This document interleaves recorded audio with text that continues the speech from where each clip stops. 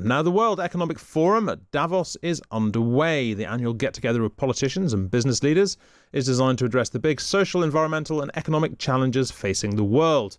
But it's long also been a target for conspiracy theorists who claim that the conference is a front for a sinister cabal of global elites who put microchips in vaccines, want us all to eat insects, and plan to enslave people. Well, Phil Tinline is an expert on conspiracy theorists and writes about them in his book Ghosts of Iron Mountain, the hoax that duped America and its sinister legacy. And he joins me now. Hello, Phil. Hi, how are you? I'm good, thanks for being with us. Look, Phil, when did conspiracy theories about Davos first emerge and why? Because it's just an economic conference. It ought to be considered quite boring. Well, I think it's been going on for quite a long time, but the one that really brings this to a head is the idea of the Great Reset, which begins in 2020. Now, they've been circulating around Davos before that, but that's where it really starts to come out of the fringe and towards the mainstream. I mean, it has to be said, there is something about choosing to meet at an exclusive resort up the top of a mountain, which is a little bit sort of Mount Olympus. It's a bit Bond villain, yeah. It is a tiny bit, but then there is the thing called the Mont Pelerin Society, which is arguably had, in some ways more influence, where, Friedrich Hayek and so on met in the mid-20th century and slowly sort of pushed the ideas which we now think of as neoliberalism. I'm not particularly aware of people suggesting that's a conspiracy theory, although I'm sure we could find one if we looked. But the Davos one, the Great Reset in particular, is something that comes out of COVID, because as we know, COVID is a massive amplifier of conspiracy theory. Because there are all sorts of jarring, shocking impositions of power, which are obvious, bait for conspiracy theory, lockdowns and 5G starting at the same time and mass mandates and all the rest of it. But also people are sitting at home on their computers with more time to go down internet rabbit holes. Obviously, this is when QAnon really takes off. So that's really when it starts to take off. And the particular point where which launches this is a project, as I say, called the Great Reset, led by Klaus Schwab, then at that time the sort of leading figure in Davos, but also with a video by the then Prince Charles talking about how it's sort of time for a radical change. I think this features a kangaroo caught in fire and similar arresting imagery. And then you have other videos by people, including Justin Trudeau, that follow on from it. And the other thing about the Great Reset, which is obviously, again, a problem in terms of conspiracy theory, is it's very broad. There's an awful lot going on. It's talking about ESG, about sustainable development, possibly about wealth taxes, all sorts of different policy ideas. And so what happens, I think, is that just becomes almost a kind of a blank space. It's so complicated, you can project anything you like onto it. I mean, one might think it's not much of a sort of sinister conspiracy if you put it out on video. On your own website, as the World Economic Forum indeed did. What was the conspiracy theory behind the Great Reset? What was it feared that the Davos types were going to do to us with that? Well, as ever with conspiracy theory, there's an element of contradiction. So part of it is that, the pandemic is being engineered in order to create economic collapse, but also that it's being engineered to create economic control. There's also, as you mentioned, talk of, people being made to eat insects.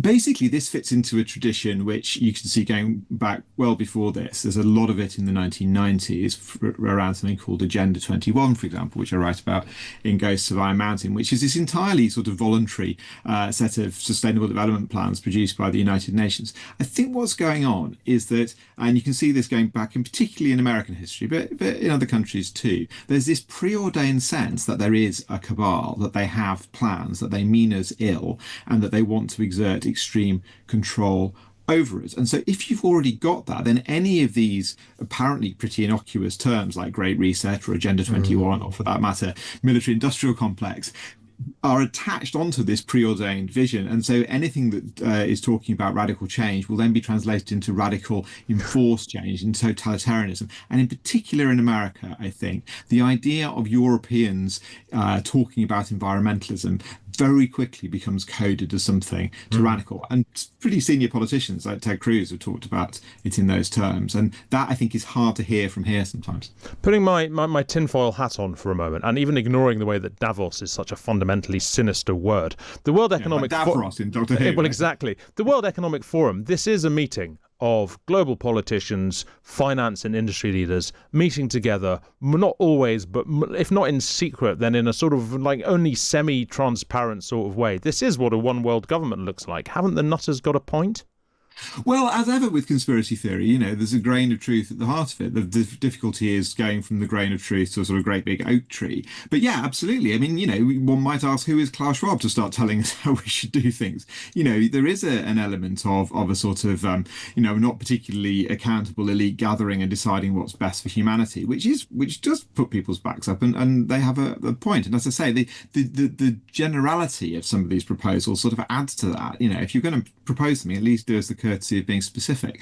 And so, no, I think it absolutely does play on that. But as ever, there's a massive difference between saying, for example, the media is manipulative and sometimes tells lies, to the media is a total machine of mind control, which is always totally effective.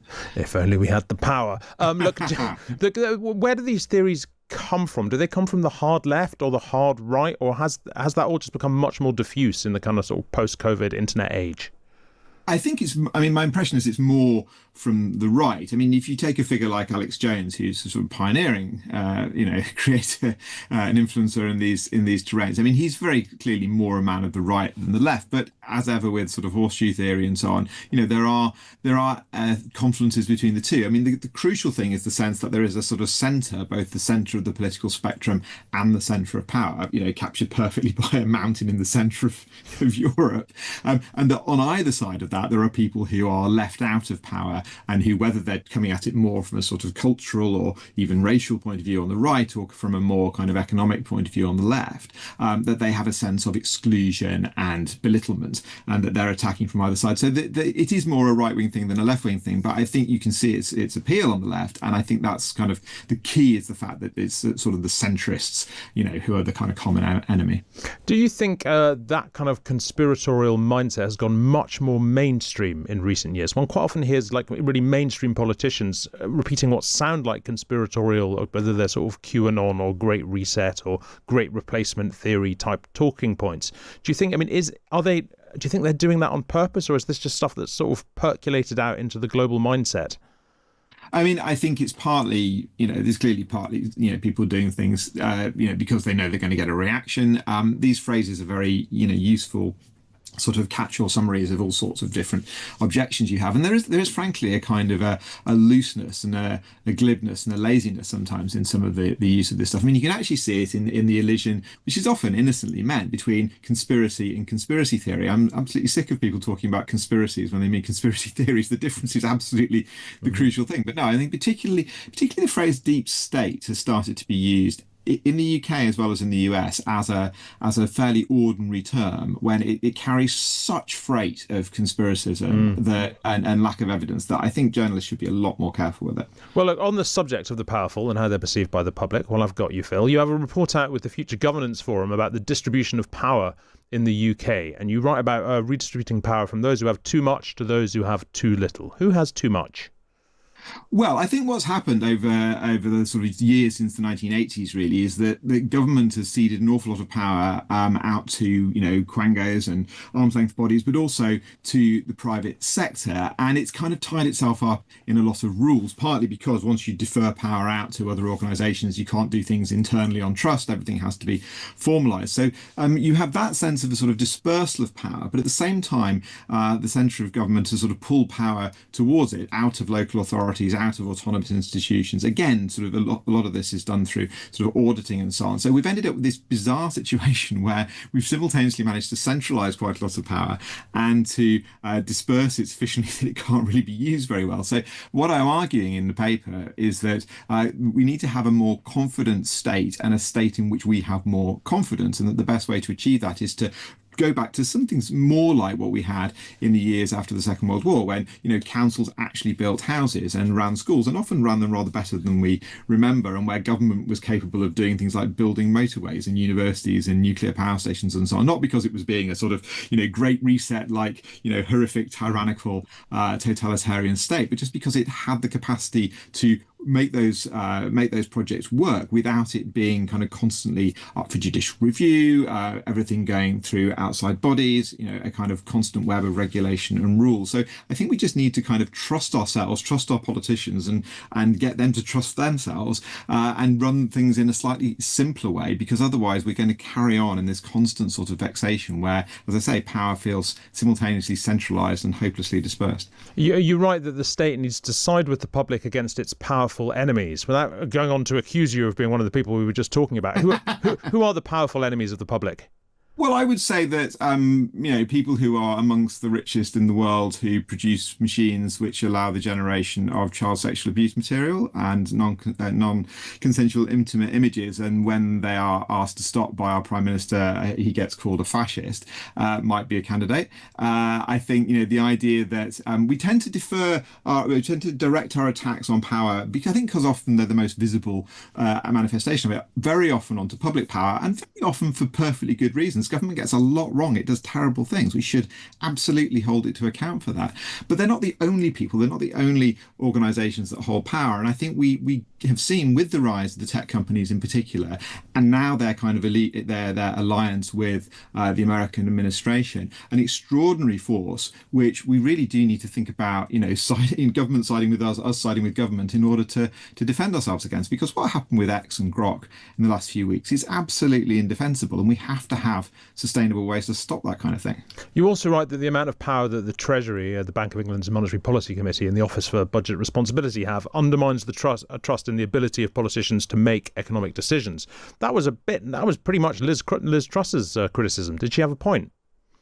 I'm not sure she had a point in the way that she carried it out. No, I mean, I think what I'm getting at there is slightly different from what you just said. What I mean is that it institutionalizes the idea that politicians can't be trusted. So once you have the Thatcher government come in the 80s, the Treasury gets a lot more power over spending. Government departments are seen as rather untrustworthy even within government. Then you have Bank of England independence for perfectly good academic reasons. But once you have that, it sort of institutionalizes the idea that politicians can't really be trusted to set interest rates when they had done, without causing any terrible disasters, for quite a long time, including people like Ken Clarke and Nigel Lawson, for whom interest rates were an important part of his way of doing politics, as he wrote in his autobiography.